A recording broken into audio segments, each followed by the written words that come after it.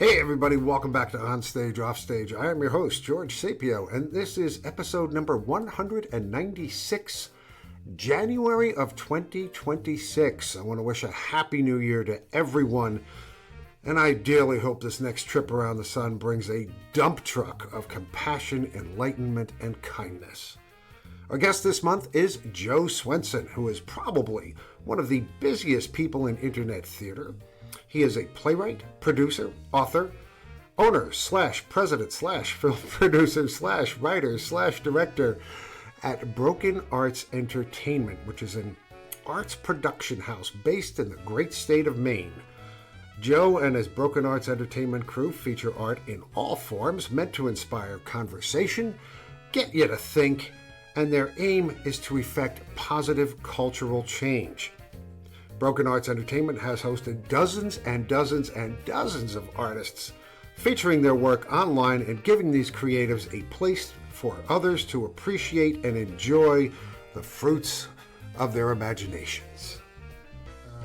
Anybody who doesn't know about Broken Arts Entertainment has probably been living under a rock for the past few years, because you are all over the place. Let's put it this way. You've got over 1 million engagements across your platforms, 118 plus professionally produced shows heard in over 100 countries. Where did Broken Arts come from? And talk to me about why you called it Broken Arts. All right. Wow. We'll get right into the meat of it. I love it. Great question.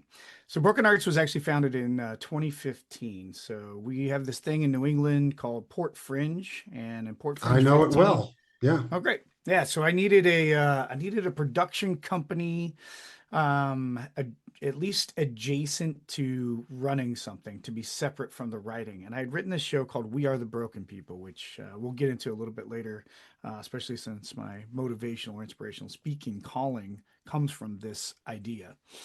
Um, when you really dive into what makes art, in my opinion, it's disrupting the status quo of storytelling. And that's what Broken Arts is really all about, is we disrupt the status quo mentality of writing and art. And so in 2015, we started with We Are the Broken People.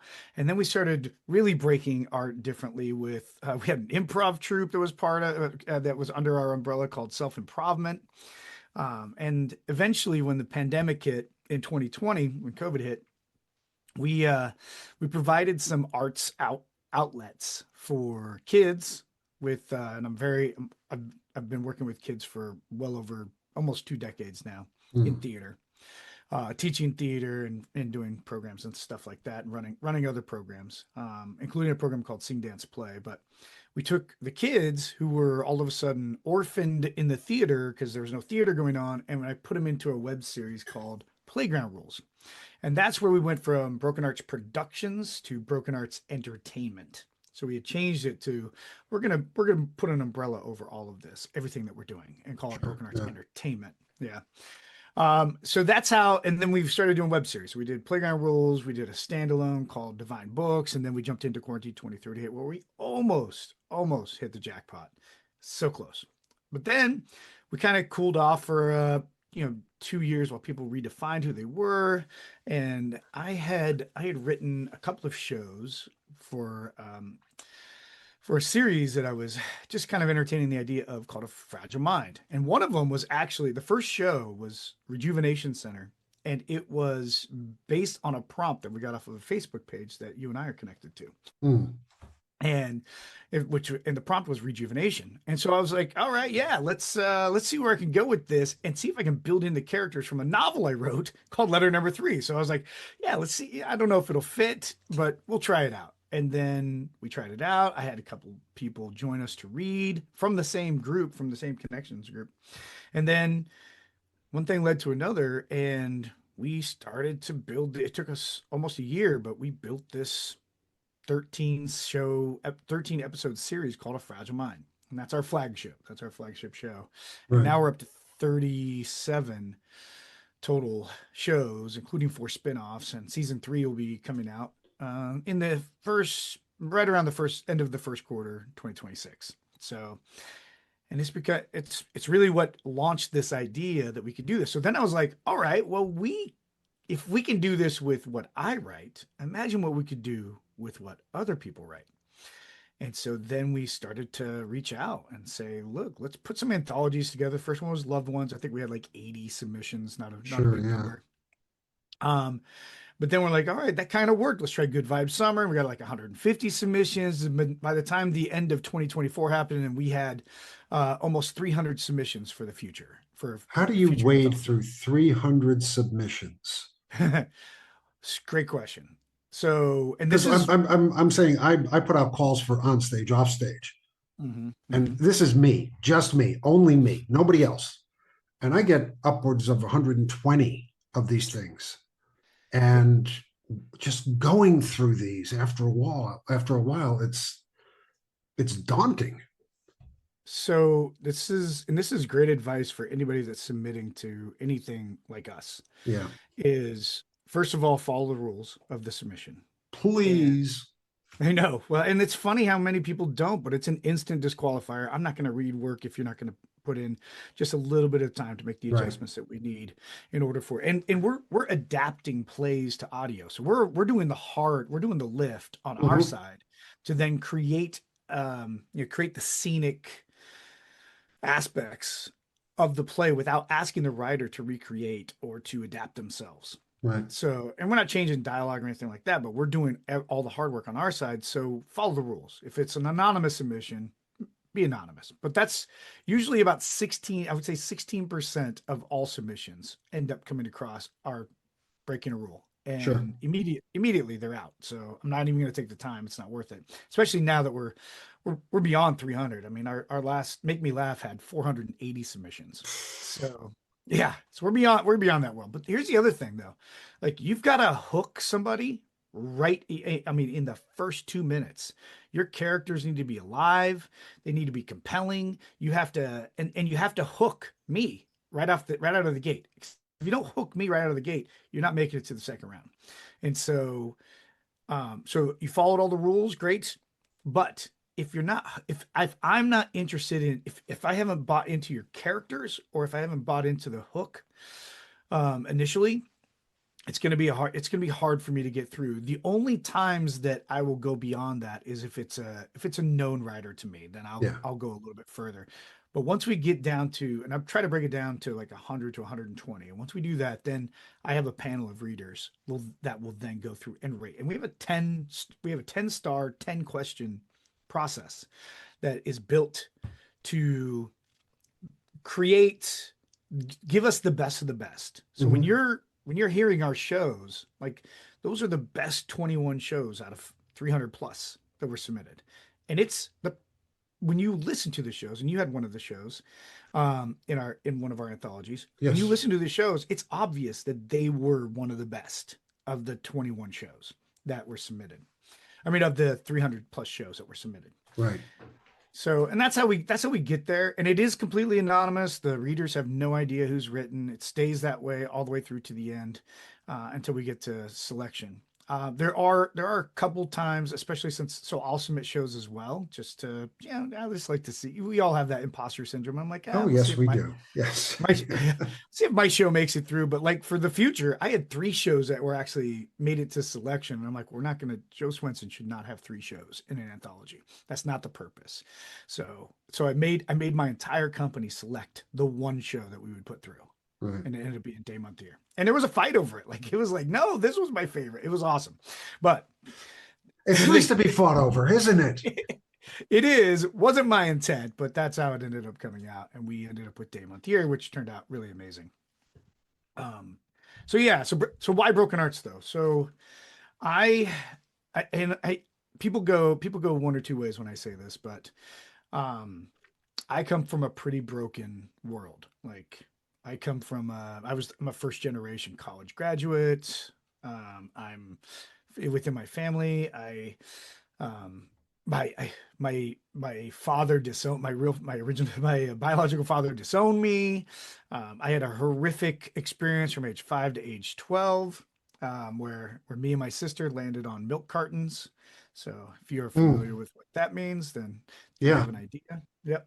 So so I come, and with that you get demons, but you also get amazing storytelling, and we'll get into the inspirational part here in a little bit, but sure. Yeah, it's what you end up with is you'll never fully be healed. Like you can't ever fully be healed when you go through trauma like that. And that trauma could be an instantaneous 5-second trauma, or it could be a 7-year trauma like what I went through, or longer, whatever. right. Um, but it leaves a scar. And that scar is a representation of your brokenness, in my opinion. And I'm not saying brokenness as a negative. I'm saying it as a launching point, as a way to find people that are like you. Because we're told two things, especially if it happens in childhood. We're told kids are resilient, and they're only resilient if they're loved. Like if they can Yes. get to being loved, then they are resilient. But if they are not loved, then they have to find another way. So we're told that. But we're also told we have to get over whatever we went through. We have to get over it. Like I we're love that victims. phrase, don't you? Yeah, yeah. We're victims, then we're survivors, Yeah. and the survivor word is weaponized against us, saying you've survived, move on. And there's one more piece that nobody really talks about, and that's how you champion what you went through in order to help others and help yourself. Like, and that's the piece that people are missing, and they try to keep us separate from each other. And I always gravitate towards people that are broken because I am broken. Like that's part of who I am, and that's why we are called Broken Arts Entertainment. And what's really amazing, and this is when when we went outside in 2024, when we went outside the company to recruit people that had nothing, had no idea who we were initially. I mean, they had an idea because we're in so many different platforms, but Sure. they didn't Yeah. really know what the company was about. And when we interviewed them without a fault, every single one of these emerging artists, actors, performers, every single one of them had something that could relate to being broken. Now, they may not have called themselves broken, but they had something. And what's really interesting, George, is that over the last year, the core dynamics of our company has changed significantly. There are people in our company that I didn't know a year ago that are core members. Like we couldn't live without them. And they Hmm. are core Yeah. members right now. And that's because of who we are, just because of that broken arts idea. How many And we people look are at in it your company right now? contractually 52. We have 52 people in our company. Wow, contractually. Yeah, yeah. So we have contractually 52. We are going to be trimming off 17 to 20 that are either that have there's been a little bit of attrition. And Hmm. Sure. so yep, and we'll be adding, 15 or so to replace. We actually have a call out right now for that. So I mean, in 4 days, like this is how popular Broken Arts is. In 4 days, I have over 100 that have submitted to become parts of Broken Arts, and Nice. that's 4 days. We're 4 days into that. So, Well, I mean, Great. considering I mean, how long you've been around and how much you've done, you're extremely well known throughout the internet theater world, especially when it comes to play production and promoting new artists and all the work you've done. So yeah, I'm not surprised that that many people want to be a part of it. yeah, it's great. I mean, when I initially started the company, like it was really when we made this switch to audio drama, it was really just to see where we could go with my work.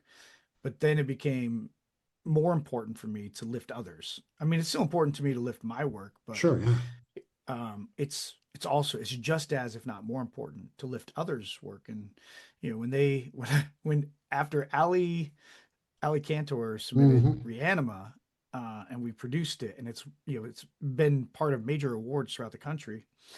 Um, we're like, Ali, do you want to write a series for us? Like that's what it turned into. And she's like, yeah, of course I do. And I was like, yeah, let's go. yeah. And so she She's a wrote great Choose the writer. She's Bear. wonderful. I love her Oh, stuff. Oh my goodness, yes. yeah, She's amazing. She's so smart. Like yeah. she's Hmm.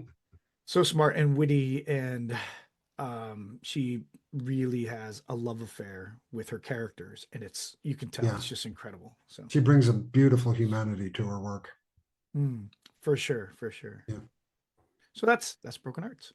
How do you deal with the fact that this little company that you started on your own to promote your own work has now grown into this behemoth. Yeah. Because it's so, Um, I mean, you got 52 people here. All right, you're going to have 30 in a couple of days, or however many you have. And it's the reach of what you do is incredible. So being at the, at the foremast of this thing, how do you deal with that? I couldn't do it by myself. I'll start with that. Like Yeah. it definitely, because we have become such a behemoth, as you, in your words, we I meant wouldn't that in be a good where way. Okay. Yeah. I know. Yeah. Yeah. Yeah. No, I know. We wouldn't be here without Hannah Lee DeFreitas, who's Hannah Lee DeFreitas is a star. First of all, as soon as she realizes how good she is from a performer standpoint, I hope she still comes back and visits us every now and then. But she's amazing, and she's She was in one of my also, productions too. You put her in one of my was plays. she great? Yeah. Yeah. Yeah. She was Yeah, wonderful. she's her emotive, the complexity of her emotional performances are just through the roof Yeah. amazing. But she's also our vice president of marketing operations. Everything you see on socials, like that's something that her team has created. And we have a team of marketing specialists. I have a graphics designer, Kathy Tran. I have a marketing manager and content contributor in Bernie Horton. Our IMDb profiles are updated by Emily Morse Lee. And those three, Kathy, Bernie, and Emily, I didn't know them a year ago. Sure. Yeah. And it's just, and and we wouldn't be where we are without their contributions. The other thing, George, and I'm sure you can relate to this, is we wouldn't be where we are without adding more editors to the scene as well. And Hmm. so that's another piece, is Yana Ramos, Bob Sawyer, Claire Shadray, Steve Mize, who's dabbled a little bit in some of our editing. We wouldn't be where we are without them as well, because that's a lot of, as you mentioned, 118 plus Yeah. shows, professional quality. We wouldn't have I mean, that's a lot for one person to edit, but five, it might be a little more manageable. So, Sure. Yeah. It's quite the accomplishment, and I've been following you guys for a while, and it's absolutely amazing the reach you've attained and the quality of the work that you've produced. And I'm not just talking about the 2 episodes of mine you put out there. There's some incredible work that's sitting out there right now, and I encourage anybody who hasn't heard any of this work to go out there right now, as soon as this interview is over, and go take a look at your stuff. Either brokenarts.com, right? yep, Uh, brokenartsentertainment.com. brokenartsentertainment.com, or Yeah, find them on YouTube because they're all over the place. all over the Um, place. you have a couple of things that you said that I want to ask you about. Mhm. And you talked about lifting the voices of the marginalized, providing lift to emerging artists or artists that have had fringe level success. And here's the part I want to ask you about, or artists that have something to prove. Mm. Okay, now being a writer myself and being full of stories that I need to get on paper and develop and do all the work for, I'm wondering, is that different than artists who simply have something to say? And I don't mean that simply something to say, because we have stories that we want to tell, okay, that are inside of us that need to get out. And is that different than having something to prove? It's a little bit different. It really is. So, having something to say and being able to tell the story is a very important piece of being being a writer, being Yeah. a creator. That's super important. But having something to prove changes it from not just having something to say, but there's something that you want. There's something that you're going after, or there's something that you're either proving to yourself or you're challenging yourself. And when you have something to prove, then you're working through growth. And that want to grow, that want to succeed, that want to prove to yourself or those around you, or your community, or anybody that you're, whatever way you measure success, that person's going to be motivated and energized to do two things. One, for us, they're going to market, and they're going to become fans because of the way we operate. They're going to love us. So that writer that has something to prove, who is also having something to say and everything else, they're going to go another step with us, and that's great for our business model. That's great for Yeah. them as well, because they're going to be able to use our platform to launch from. So, and it's no different than the writer who has a chip on their shoulder, right? Mm-hmm. So when you have that, when you have whatever it is, I'll give you an example. Like I early on, I would say it was 2020, and we were just kind of figuring out what we were doing, and we were about to get a we were on the verge of a Hulu contract with Quarantine 2038, this web series that we had created through it was like 80% Zoom, 20% cinematics. Hmm. And I had somebody that I respected dearly said the worst two words that you could say to a creator, and he called Broken Arts a passion project. And but Really? yeah, so it was, but this was almost 6 years ago, Sure. 5 years ago. Um, Said it was a passion project, and that while it's the two worst things you could say, it also were the two most motivating words that you could use to remove, because my goal was to remove the word passion project from Broken Hmm. Arts.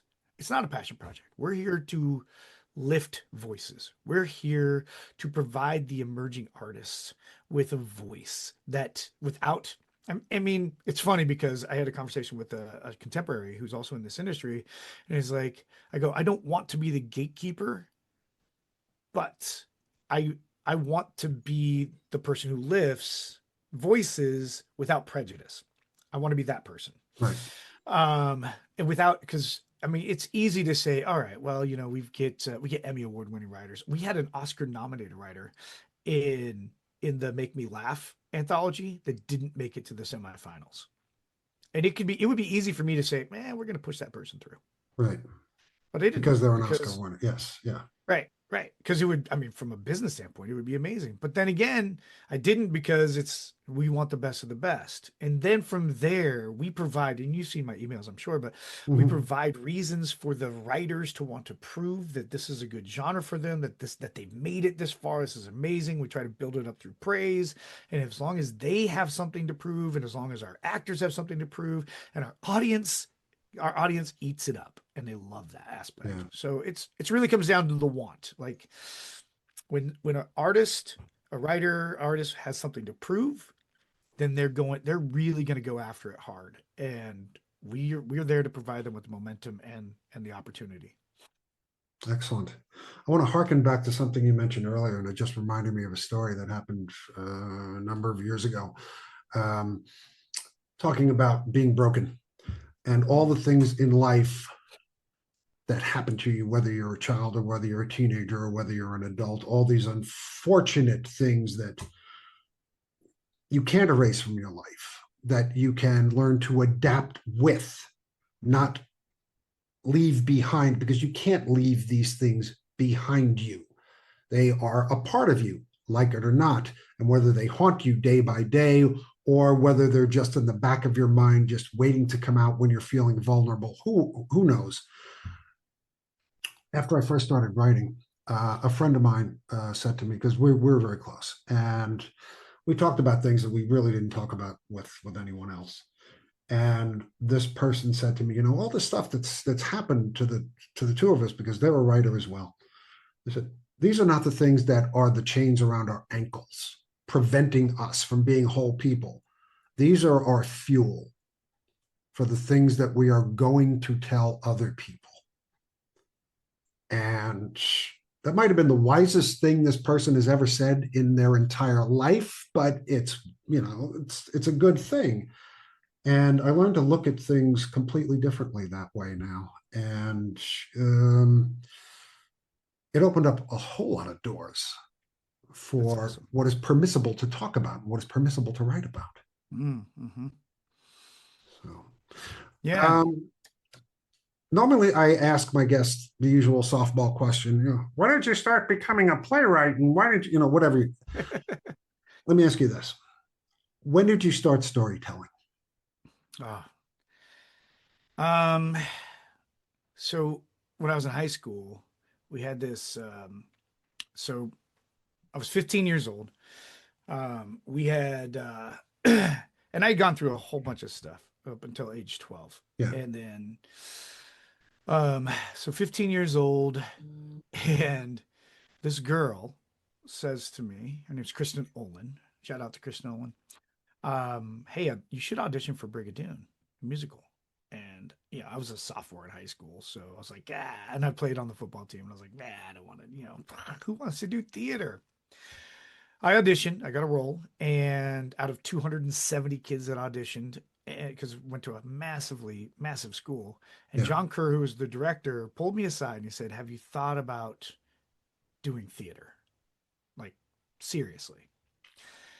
And I was like, I don't know. It's like, I mean, all the boys in my school are doing sports. Yeah. Like, Yeah. it's that's kind of the way it works. He's It's like, one of those things that can separate you from one aspect of the school society to another. right, right. And I was kind of a chameleon a little bit, but I wasn't really. I mean, I was very jock oriented. And he said to me, he goes, "Look, you are a brilliant storyteller with your face, with your voice. You should really give theater a chance." And I think it was him planting that seed that I was a storyteller.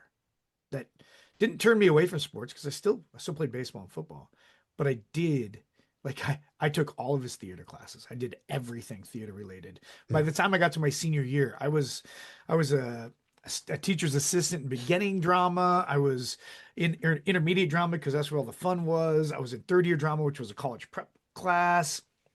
Um, I did the sixth. I was part of the sixth. We called it the sixth period acting ensemble, where we traveled around to local schools and we performed. We even went to Oktoberfest in Germany and Wow. performed. Yeah, it was incredible. And so, but it was him opening that door that said, "I'm a storyteller." Now, I wrote my first play called Garbage when I was a senior in high school, and but I didn't really ever go back to it because of something that happened to me my senior year in high school that was traumatic to a different degree. And so I didn't go back to it. I kind of tabled, I still did theater. I still did and a lot of theater adjacent type things, but I didn't really get back into playwriting until 2015. Hmm. And that's, yeah. So I was, that was 23 years later. Okay, so since 2015, which at this date is 10 years, you've written over 140 plays.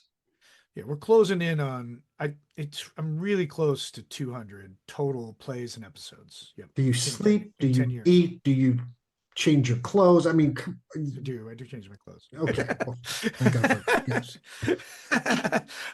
Do I sleep? No. And you can talk to anybody that knows me that like I am available 24/7 to everybody, essentially. Like Hannah Lee DeFreitas and I will have conversations at 3 a.m.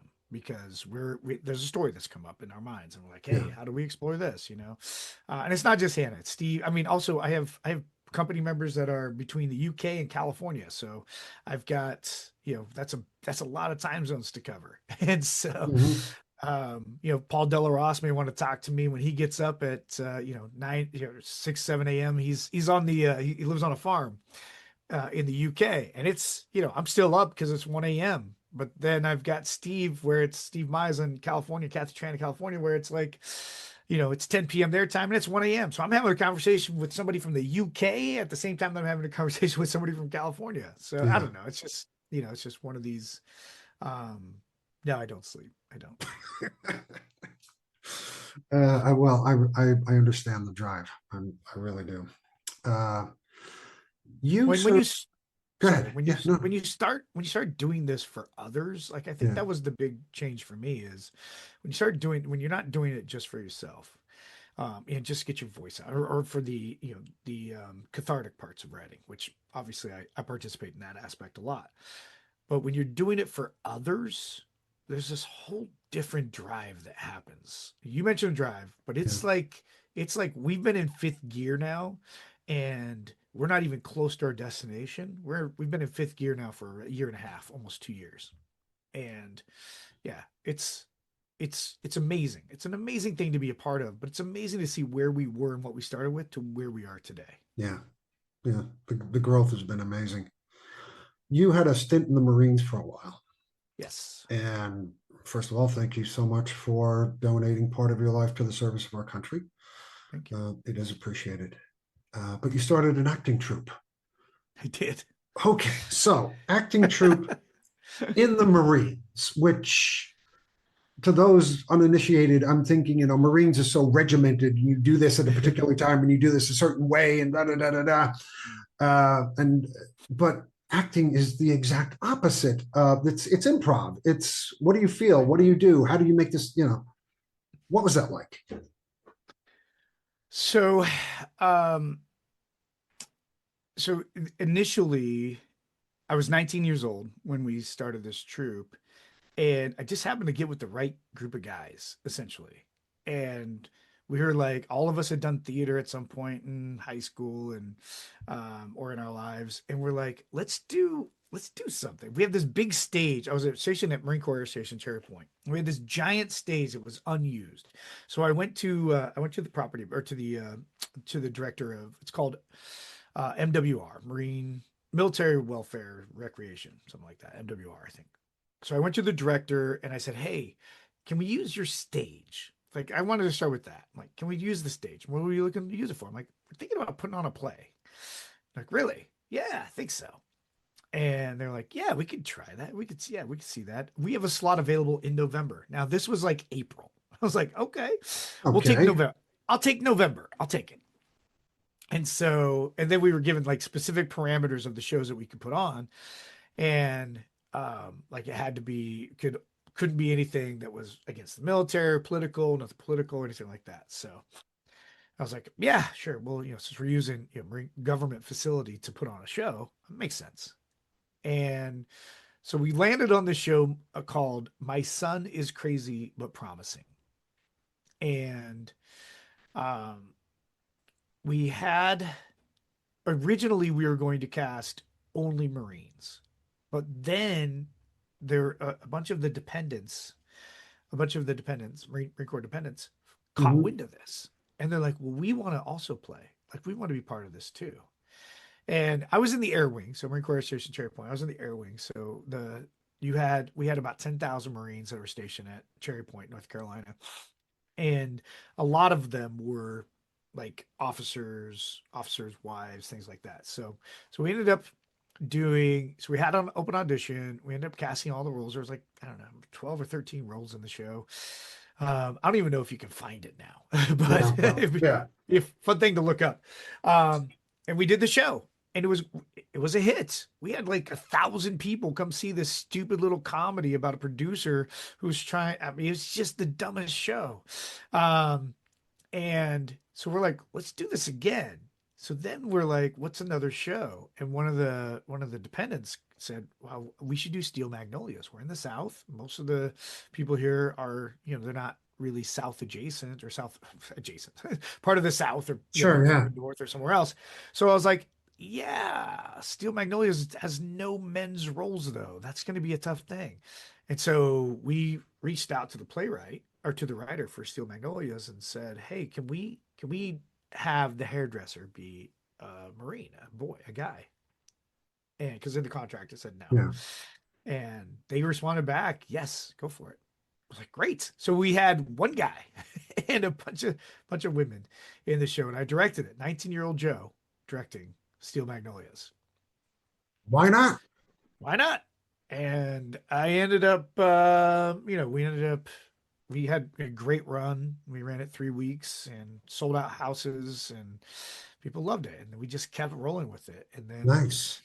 yeah, and you'd lose. So one of the things that you lose is Marines get deployed all the time. So Right. we'd lose like a lead in a show, and we're like, all right, we got to. So we'd end up in a situation where we cast shows twice, so that we did, in the event that we lost somebody that Exactly. they Yes. went to Well, deployed or stand-in. whatever. Sure. Yeah. Standby.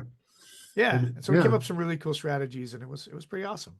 Nice. Good for you. That sounded like a lot of fun, and it sounded like something the armed forces could use a little bit more of is distraction of that nature. Right? Exactly. Yeah. Exactly. Yeah. Okay. So I want to hit you with this quickly. Everyone believes they are a unicorn. I know. Exactly. What does that mean? That you're one of a kind, Okay. and especially in the artist in our world, playwrights, artists of all your creators, they all believe that they're one of a kind, and and I wouldn't say so we definitely do things differently or broken arts than other like whether it's audio drama production companies or how we do our processes, like those are different than what most companies do. Yeah. Which is great. It's strategic and we're constantly improving, and that's something that does that.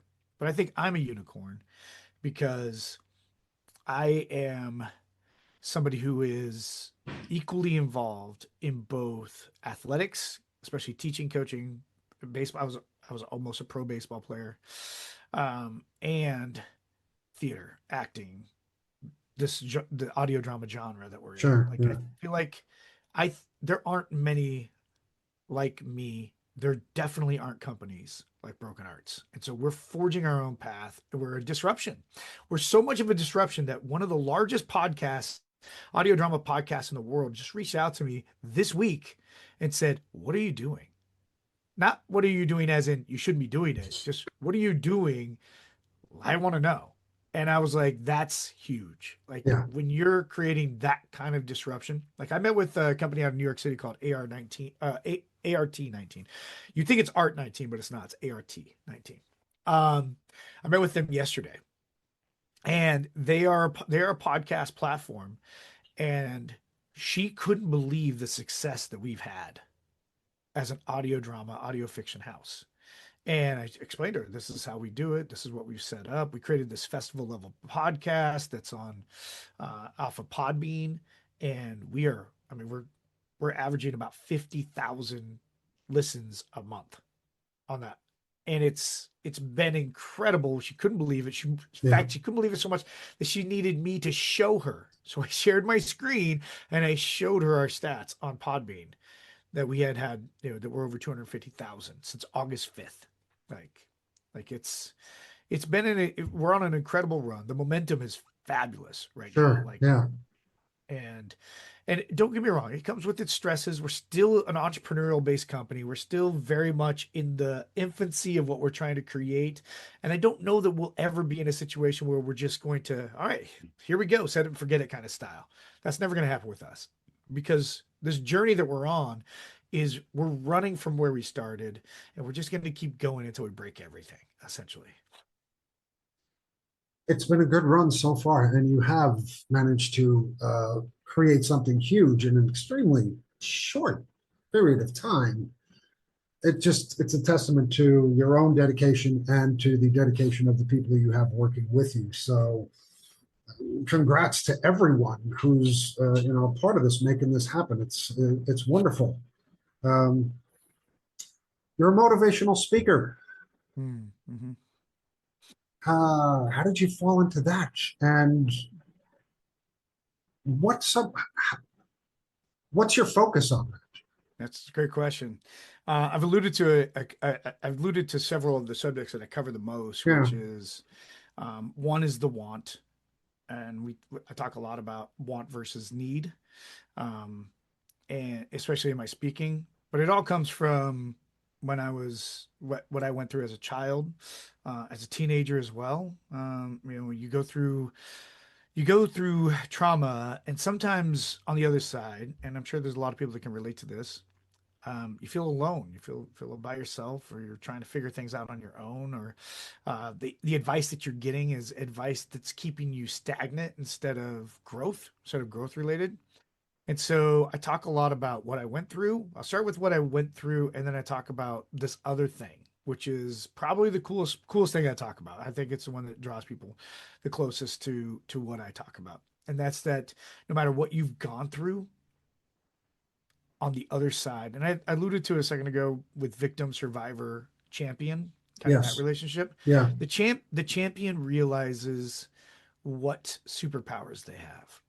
And I'm not saying that the mainstream world wants to keep people that are broken down, but I will say that it's a scary proposition when you understand that when you've gone through something, and you talked about it with the playwright friend of yours, like, hey, we're going to use this as a motivation. That's the fuel.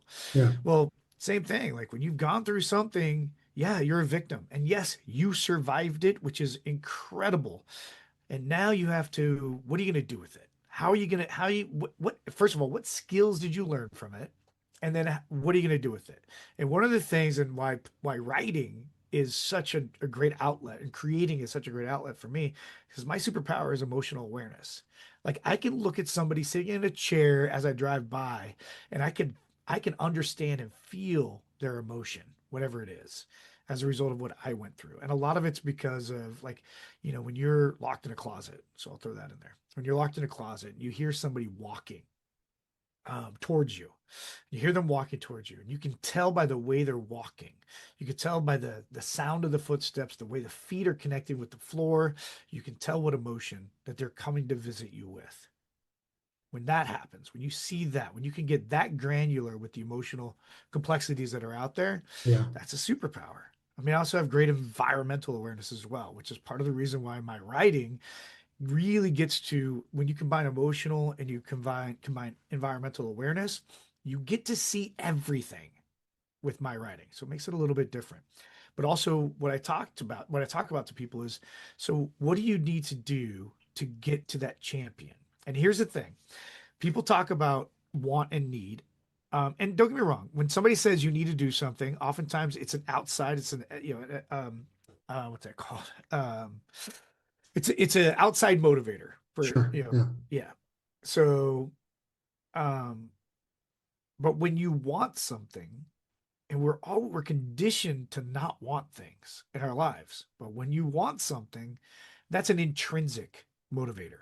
That's something that you, the only way that somebody can you bring that down is if they tell you you need to do something differently, which is associated with their want, right? Sure. Yeah. Not so I talk a lot about how one, everybody has superpowers if you've been through something. If you've been through something, you have a superpower. Don't let other people keep you down. Find people that you can relate to, find people that you can, really gravitate towards those pieces of the community, and then figure out how you can use your superpower for good. And I'm not saying like you're telekinetic or No, no, telepathic or no, anything no. like Sure. that, Yeah.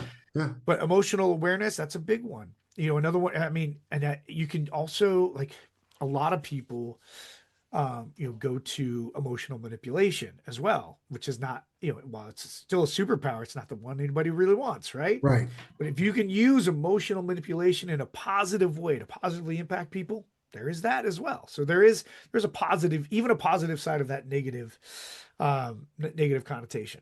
Well, So it depends that's on your superpowers used for good or evil. exactly.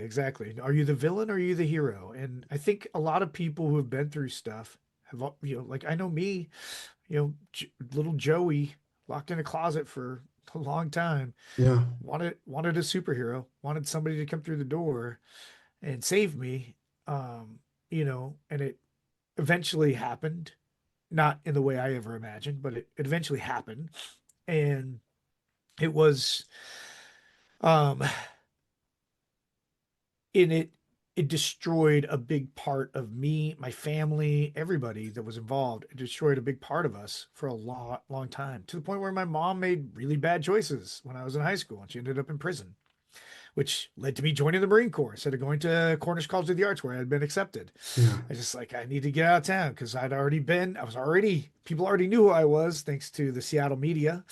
They already knew who I was. I was all over King 5 when we were found, when me and my sister were found in Kansas Yeah. and brought back home to Seattle. And everybody interviewed us. We're on PM Magazine, all this stuff. And so people already knew who I was. And then for my mom to go to prison for embezzlement, that was a massive hit to the everything that we had created over the 4 or 5 years to kind of separate Yeah. from the other event. And so I was like, all right, I'm out of here. So I called the Marine Corps recruiter and Air Force recruiter and said, whichever one of you gets to me first gets me. Marine Corps won. And I left. So anyway, so yeah, so it's really comes down to, for me anyway, it really is how you channel what you learned Yeah. and understanding that and it's okay that you don't. I'm not saying that everybody has to do this, but more often than not, especially people that have been abused in any kind of way, they have this incredible awareness that they can tap into. And they may have shut it down. Like sometimes it's too loud. Sometimes the noise is too loud. And I think that's why a lot of people who've been through trauma turn to drugs, turn to Something whatever to it turn the takes to noise down. Yeah. either Yeah.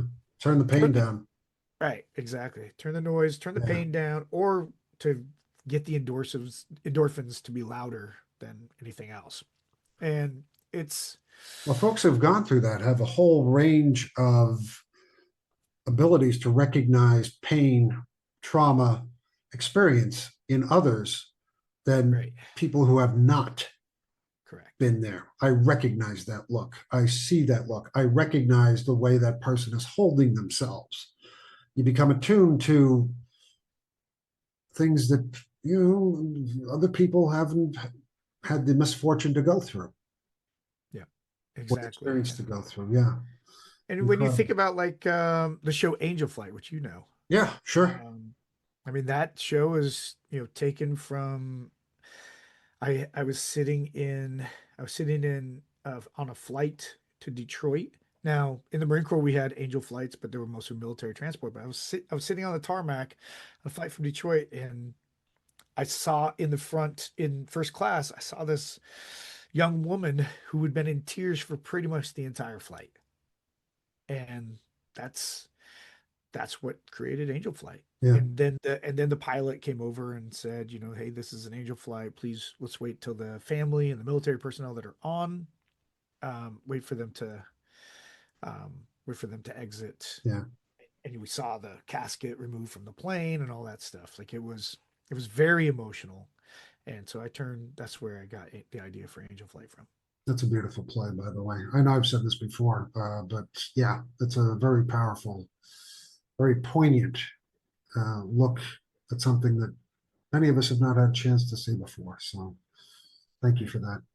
Joe Swenson, this has been absolutely wonderful, enlightening, and just so entertaining to be able to talk to you about the creation and the success of Broken Arts Entertainment and your own writing and your own experiences. Thank you for being here and so open and so honest with us. Thank you for having me, George, and thanks for being such a willing participant in this experience, in this experiment that I call Broken Arts Entertainment as well. So I appreciate you. Hey kids, thanks for listening to On Stage, Off Stage. On Stage, Off Stage is produced monthly, and all of our shows can be found at onstageoffstage.org and also on Podbean, Apple Podcasts, Spotify, iHeart, and Google Podcasts. If you enjoy what we do, please recommend us to your friends. Don't forget to like us on Facebook and follow us on Twitter at OnOffStage. And if you are a theater artist with an upcoming project or interest, or know of someone in the theater world who'd make good chat, by all means, send us a note at onstageoffstagepodcast@gmail.com. Our theme music is Don't Worry, Be Frappy by the composer Max Dickinson. You can find a lot more of Max's magnificent music on SoundCloud. I'm George Sapio. Thanks once again for listening, and please be kind to those with whom we share this rock. And as always, happy theatering to all of you.